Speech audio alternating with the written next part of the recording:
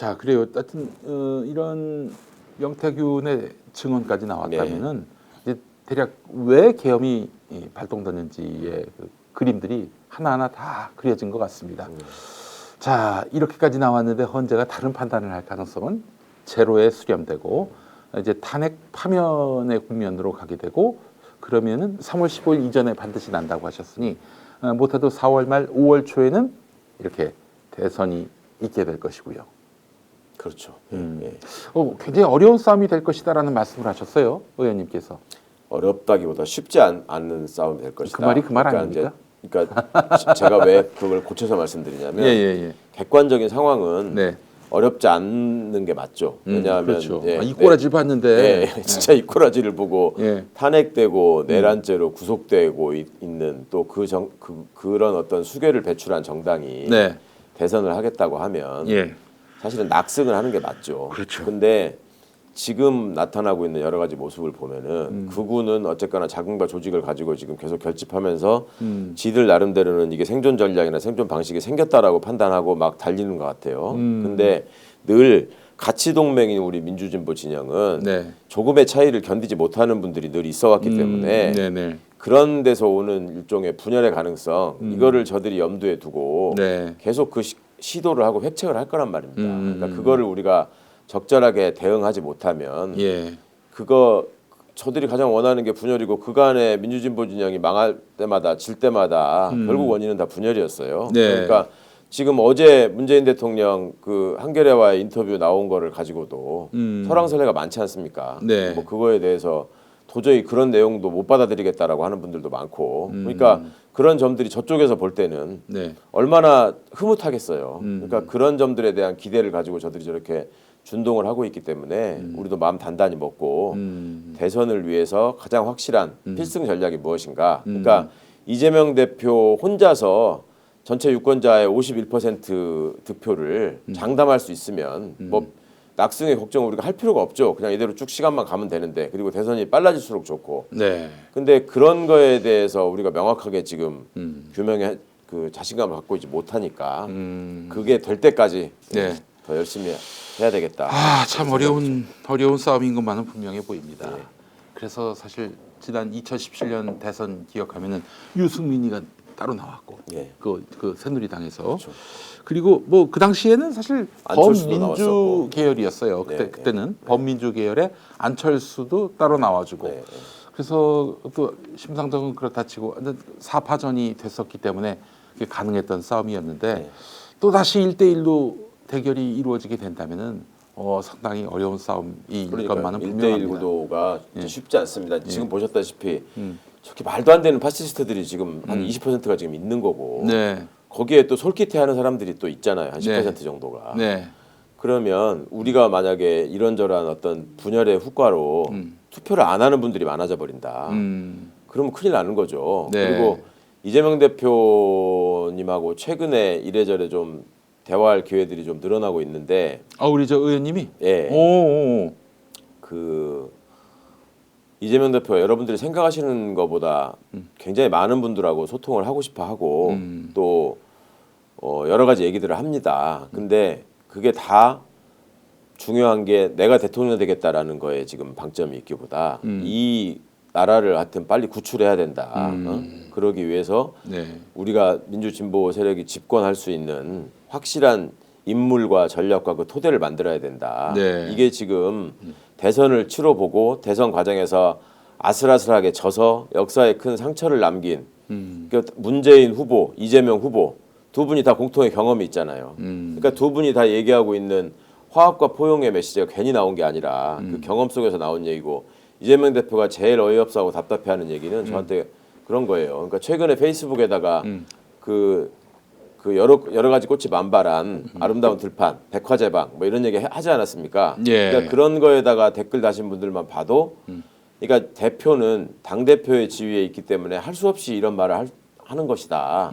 그러니까 이재명 대표를 좋아하고 사랑하는 우리가 더 진하게, 더 강렬하게 앞장서서 싸워야 된다. 이런 말씀하시는 분들을 보면 너무 지금 답답하고 황당하다는 거예요. 본인의 뜻이 그게 아닌데. 예. 그러니까. 그런 좀 그 대선을 향한 우리 지도자들의 마음이나 어떤 생각이나 전략 이런 것들을 좀 충분히 좀 같이 고민하시고 함께 해주셨으면 좋겠다는 생각이 계속 듭니다. 예. 하나만 좀 더 여쭙고 싶은 예. 게 그 아무래도 그때 일을 누구보다도 잘 아실 분이니까 예. 그 문재인 전 대통령 어제 한겨레 인터뷰를 보니까 예. 조국 전 민정수석은 예. 서울중앙지검장을 이제 네. 선정하는 과정에서 윤석열을 강력하게 천거했다. 네.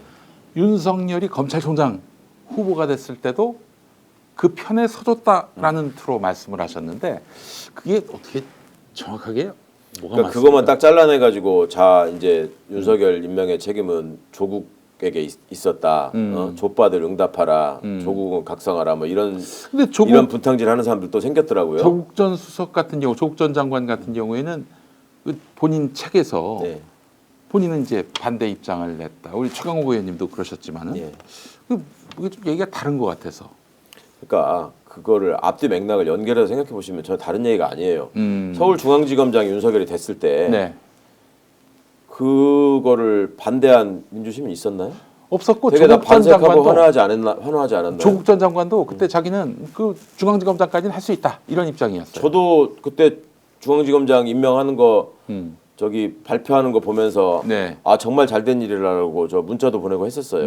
그리고 그 전에 제가 저기 조국 수석한테 예. 그리고 윤석열한테 보낸 게 아니고 윤석열한테 그 전에 예. 그 뭡니까 우리 후배들이랑 그 법조에 있는 후배들이랑 예. 그러니까 대통령 선출되기 전에 선거운 대선 진행 과정에서 네. 나는 민주당이 집권을 하면 네. 새로운 세상이 열린다라는 거를 시민들한테 확실하게 인사로 보여줄 필요가 있는데 그 상징적인 장면들로 내가 내 나름의 뇌피셜로 생각하는 거는 네. 중앙지검장이 윤석열이 되고 예. MBC 사장이 최승호가 되고 대법원장이 김선수가 되고 그러면은 정말로 이제 달라진 세상이구나라는 걸로 시민들이 김선수가 되면 실감할 참 것 좋을 같다. 텐데. 예. 그런 얘기를 한 적이 있었어요. 네, 네, 그때 네. 많은 분들이 그런 생각을 했었다고요. 예.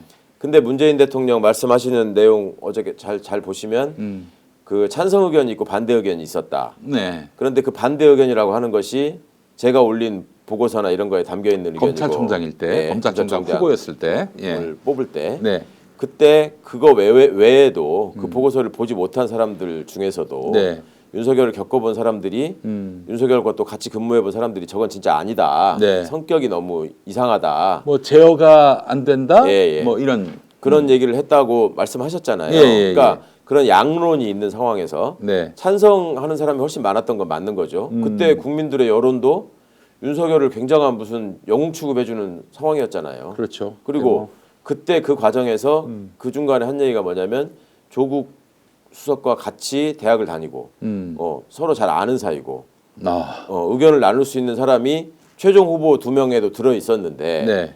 조국이 인터뷰를 해본 결과 검찰 개혁에 반대를 하니 네. 예, 이 검찰 개혁에 찬성하는 유일한 후보가 윤석열뿐이다. 네. 이렇게 얘기를 해왔다. 그러면은 근데 이제 조국 전 장관도 그 당연히 윤석열의 그 말에 무게감을 둘 수 없기 때문에 그 검찰총장감은 아니었다 이렇게 보고를 올린 거 아닌가요? 아니라니까요. 아니에요? 그러니까 그때만 해도 조국 전 4명을 장관도 인터뷰를 하는데 네. 셋은 검찰 개혁에 저는 검사로서 찬성할 수 없습니다. 뭐 동의할 수 공수처라든지 없습니다. 뭐 예. 검경 수사권 분리라든지 예, 그 얘기를 다 한 거고 예. 그 뭐 노골적으로 저는 죽어도 못합니다 이렇게는 말 안 했겠죠. 지 욕심들이 있으니까. 그렇지. 그렇지만 예. 아니 제가 어떻게 제 조직을 없애고 갈라내자는 얘기를 하겠습니까? 네. 뭐 이런 식으로 얘기를 한 거고 예. 윤석열이는 예. 아예 마음을 먹고 적극적으로 속이는 그렇지. 입장이었기 때문에 예. 그때 무슨 얘기까지 했냐면 예. 가장 저기 했던 얘기가 그거였다니까요. 제 검사로서의 정체성이 국정농단 사건에 있습니다. 그러면 제가 어떻게 저쪽 사람들하고 손을 잡고 예. 그쪽하고 무슨 이상한 짓을 하겠습니까? 예. 그러니 내가 이거를 예. 대법원 확정 판결이 날 때까지 마무리하게 해달라. 네. 예. 그리고 그 저기 양승태 사법농단 문제도 심각하니 네. 이것까지 끝낼 수 있게 해달라. 그리고 이미 내가 이쪽에 와가지고 뭐 빨갱이 뭐 이런 소리를 듣고 있기 때문에 네. 지 명예회복을 위해서라도 지는 이거 열심히 해야 되고 그다음에 그런 지 사명은 그쪽에 있다고 생각하고 네. 제도적으로 검찰 개혁을 이뤄내고 또 공수처를 지금 나와 있는 안보다 지는 더 강화해야 된다고 생각한다. 그렇게 해가지고 제도적 완성하는 거는 법무부를 통해서 하실 거 아닙니까? 이렇게 얘기를 했다니까요. 네. 그러니 그 말을 윤석열이가 하는데 제도적 완성, 그러니까 조국 장관이 잘할 수 있지 않겠는가? 아니 조국 장관이건 뭐 누가 네. 장관이 되건 예. 그때까지만 해도 계속 그런 식으로 얘기를 하고 있었으니까 네. 그러면 인사권자의 입장에서 그 국민의 열망이나 이런 것들이 적폐청산과 검찰개혁이 있었던 게 사실인데 그러면 적폐청산 담당으로 윤석열이가 자임을 하고 있고 그게 지 검사로서의 아이덴티티고 도저히 배신할 수 없는 지 어떤 정체성이라고 얘기를 하는데 야 그럼에도 불구하고 너는 저 뒷방에 가서 짜져 있어. 네. 이렇게 하기가 쉽지 않은 판단 상황이죠. 알겠습니다.